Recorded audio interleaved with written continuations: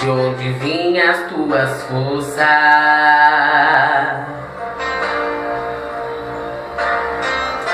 E o que você me diz de Josué, que conseguiu fazer o sol parar?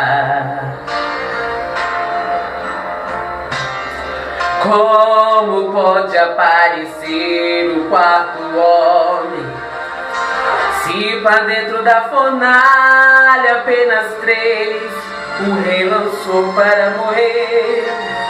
Mas se você fosse Abraão, eu lhe pergunto, levaria o seu filho em holocausto para o oferecer? Quem ainda não ouviu falar de Jó, que as tantas lutas esperou com paciência no Senhor? E de um jovem pequenino e corajoso, que com apenas uma pedra numa funda o gigante derrubou.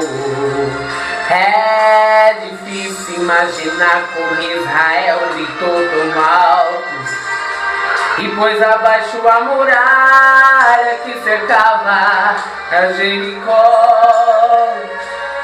E quando Sara achou que estava tudo acabado, Deus tomou em sua madre